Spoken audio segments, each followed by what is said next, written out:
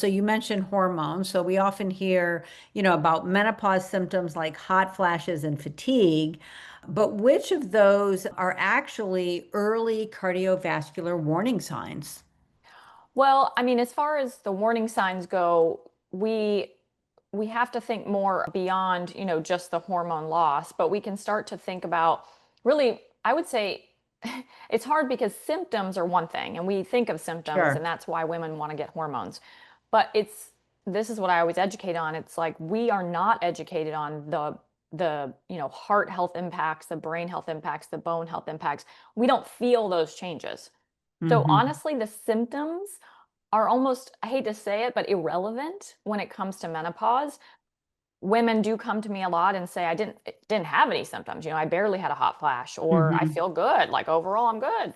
And then I have to say, let's talk really about the biology of what's happening, because the fact is losing those hormones, especially estradiol, progesterone, and somewhat testosterone, but losing those hormones immediately puts us in a more inflammatory state.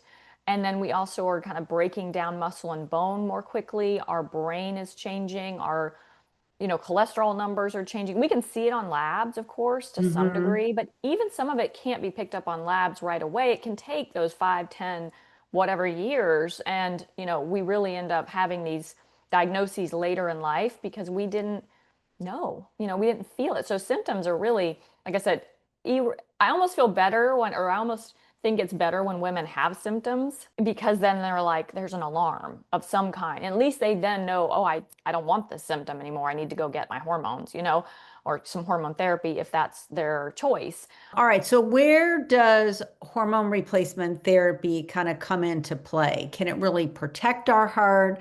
And kind of what is the latest research, that it's saying about timing, safety, risk, etc.?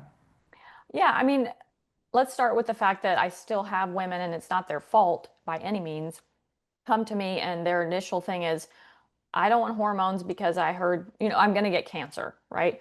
And this is like a drum that I'm going to always have to beat just because it's not mainstream news still, unfortunately, that this outdated one study called the Women's Health Initiative. And if you've heard about it, you're more informed than most people.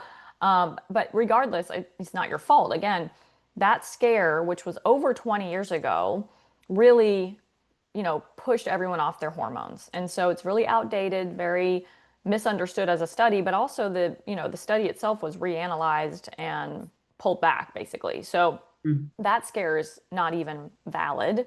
And it's really important to be up to date on that science. And again, there's a place for conventional medicine, but when it comes to a specialty, you have to go to a specialist for something like this if you're going to have prescriptions given to you for hormone therapy, or even work with someone like myself just to get educated on it and then have a referral.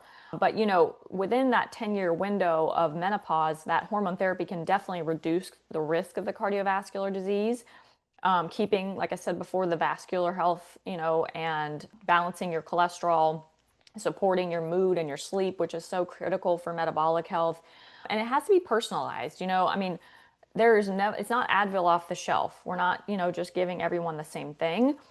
And some women need a patch, someone need a cream, some need an injection, things like that. So you have to work with someone that's very literate and experienced in this. And also, by the way, this is somewhat related, well, it is related to heart health, is the thyroid. And I mean, we don't have to go down that rabbit hole, but when you're working on like sex hormones, if you haven't been properly evaluated for your thyroid function and hormone, you may need to have both on board. And I think it's really nice to have, it's like the best case scenario is to have a provider who's prescribing, who can manage both, because they talk to each other.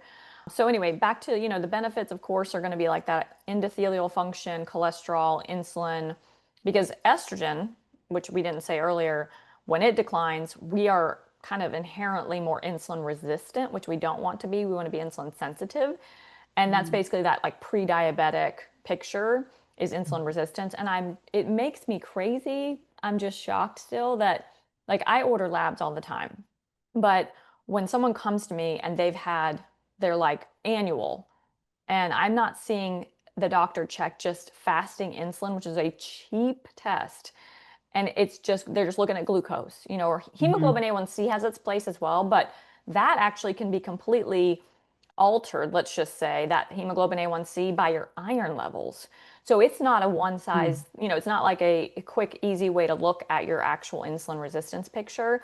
But insulin has to be a part of this whole, because it's a hormone. We have to be Mm. looking at that as well.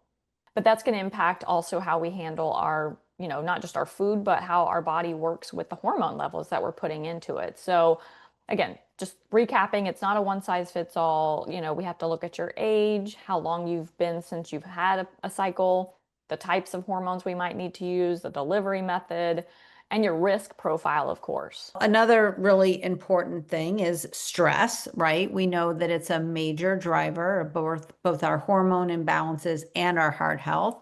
So, how do you help women build resilience and regulate their nervous system for better overall health and heart health?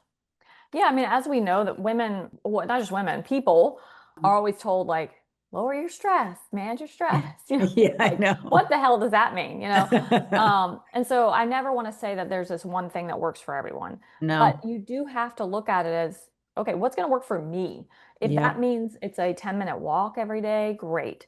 If that means yoga, great. If that means journaling, great. Reading, breath work, all these things are just tools, and you can pick and choose whatever works for you. You know your body and you know how you feel doing something, but you do have to tune in.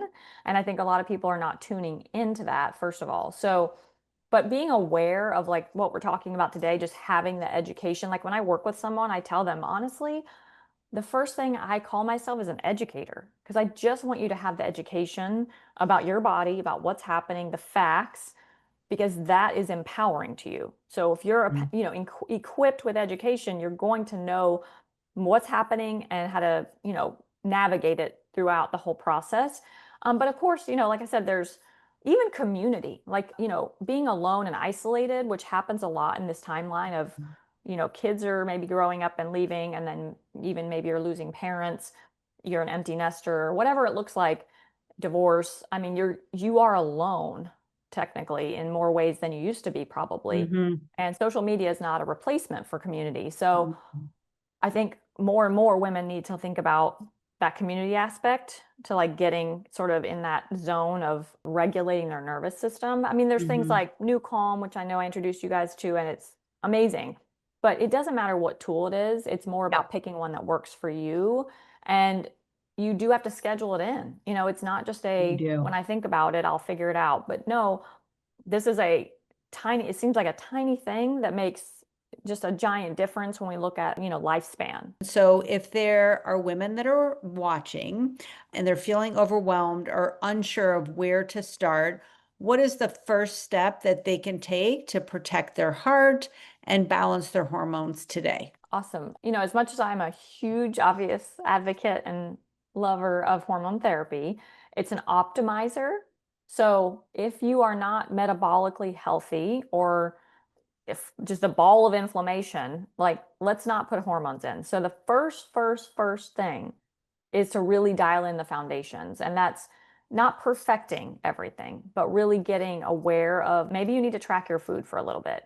Maybe you need to track your steps for a little bit. Maybe you need to like hire a trainer, to get some resistance training in, or even just dialing your sleep. I mean, these things are the foundations. And so before you do anything else fancy or add in the hormones, really get serious about the nutrition and the lifestyle and prioritizing all of that, so that when if you decide to do the hormone therapy, you're going to have a better outcome. It is overwhelming, but last plug I'll give for myself today, if you are overwhelmed, work with someone like myself who knows how to guide you through everything, who can educate you and really support you in making those small sustainable habits, because it's easy to just try to jump in all at one time and get overwhelmed. And then you're going to like throw in the towel and say, this is just not, I can't do this.